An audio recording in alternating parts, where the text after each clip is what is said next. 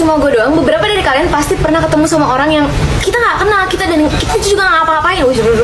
Kita juga nggak ngapa-ngapain, tapi dia ngeliatin kita kayak orang ngajak ribut gitu, kayak punya masalah. Padahal kayak ketemu aja nggak pernah, baru sekali ini. Pertama kali gue di sini sama orang kayak gitu adalah kelas 4 SD. Lo bayangin kelas 4 SD gue masih imut, polos, baik hati dan tidak sombong. Gue di sini sih.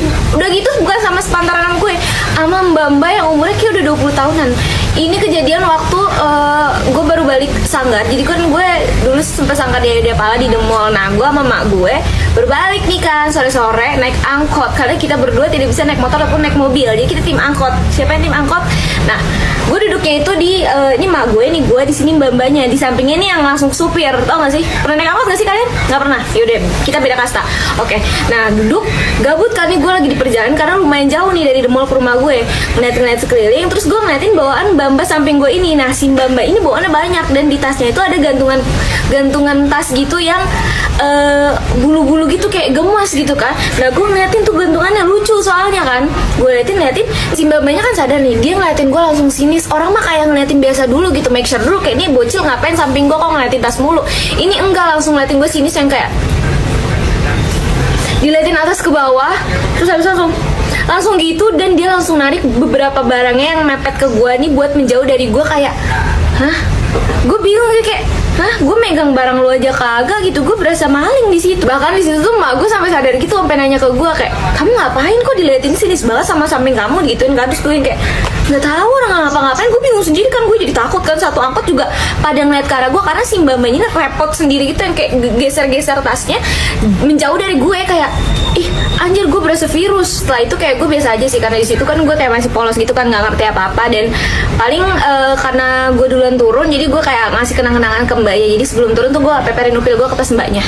Lo semua tahu kemarin adalah hari yang paling menegangkan dalam hidup gue. Lo tau kenapa? Kemarin pagi-pagi gue kan lagi mau nunggu kelas nih kan, sambil nge-scroll TikTok. Di belakangku posisinya ada bangku, dan itu ada bapak gue lagi pakai sepatu mau berangkat kerja. Tiba-tiba bapak gue ngomong kayak gini ke gue, itu papa kalau mau nonton video kayak gitu gimana deh caranya? Gue udah tahu maksudnya adalah video TikTok gitu. Gue udah feeling, terus habis itu tapi gue pura-pura bego di situ kan. Gue tanya ke bapak gue, video apaan pak? Video si Sky ngeprank ojol gitu? Enggak dong.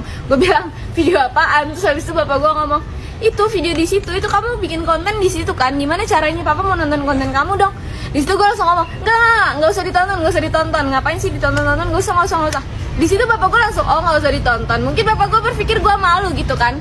Tapi nggak tahu aja, semua kebusukan gue di TikTok itu yang gue takutin. Belum sampai di situ aja, siangnya mak gue tiba-tiba nyamperin gue terus ngomong kayak gini, kamu boleh cerita pengalaman kamu di TikTok, tapi kamu di video itu tuh seharusnya kamu kasih di akhir video, kamu kasih hikmahnya biar orang-orang nggak pada ngikutin kamu. Kamu mau orang-orang ngikutin kamu bohong terus jadi dosa jariah? Di situ gue langsung jatuh, gue serasa mau cepet. Gue yang kayak, nih mak gue tahu dari mana kalau gue cerita pengalaman gue di TikTok, apalagi bawa-bawa tentang perbohong-bohongan? Apakah mak gue sudah menonton semua konten-konten gue gitu kan? Itu pas mak gue ngasih wejangan, malamnya gue langsung eksekusi. Gue cari HP mak gue, terus gue buka. Gue lihat apakah mak gue mendownload TikTok atau enggak. Mungkin ada saudara gue yang cepu soal video gue terus dikasih ke mak gue. Ternyata nggak ada, nihil, bersih semuanya. Terus satu-satunya alasan kenapa mak gue bisa tahu adalah mak gue mendengar waktu gue bikin cerita story of my life. Makanya gue sekarang nih di tempat keramat gue lagi, karena gue takut kalau gue bikin video mak gue mendengar. Gue juga agak kepikiran gara-gara omongan mak gue dosa jariah.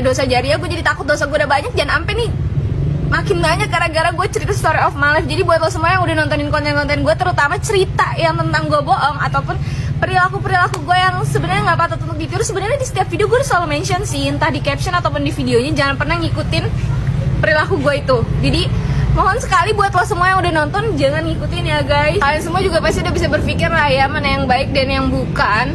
Terus ya udah sih guys, story of my life kali ini akan membuka pikiran lo semua ya.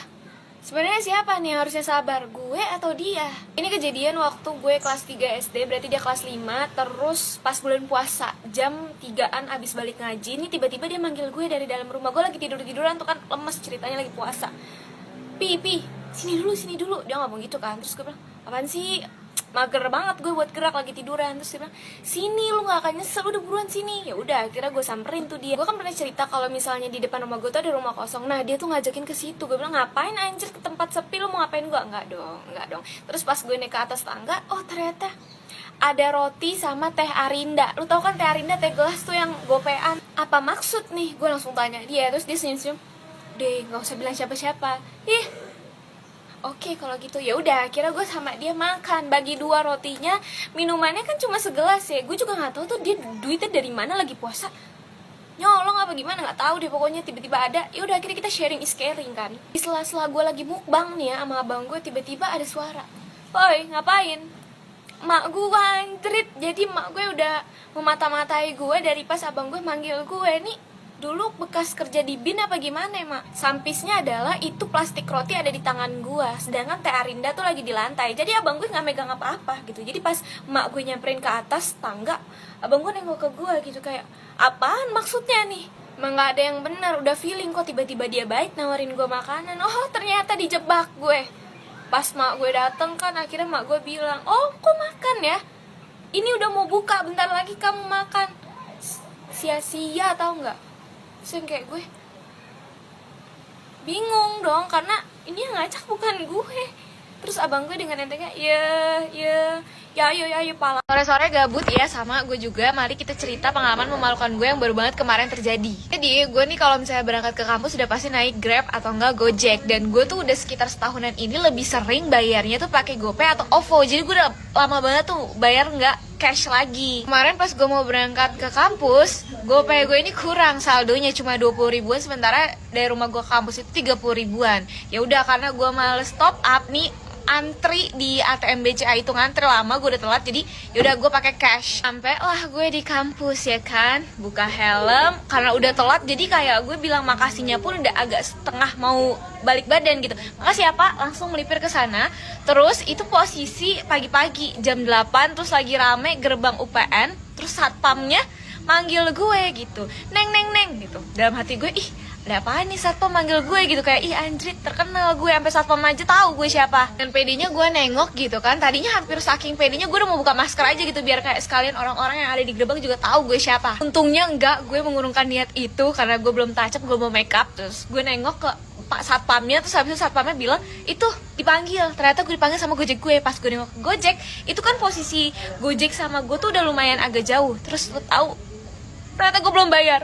Abang Gojeknya teriak, "Belum bayar Neng." Posisi lagi rame banget dan gue yang kayak, gue udah pakai masker tapi gue tetap malu karena itu teriak bapak-bapak Gojeknya. Langsung dengan 1001 jurus bayangan gue samperin tuh bapak Gojeknya, langsung gue bayar. Ya Allah malu banget. Habis bayar gue langsung masuk lagi dengan melewati pos satpam dengan nunduk say. Malu karena itu bukan kejadian pertama kalinya, itu kayaknya udah ketiga kali. Cuma 2 kali itu nggak sampai diteriakin sama satpam juga. Jadi kayak pas gue baru mau pergi, si driver gue biasa udah langsung kayak, neng belum bayar gitu. Nah ini tuh sampai yang kayak diteriakin dan itu posisinya rame, gue malu banget sumpah.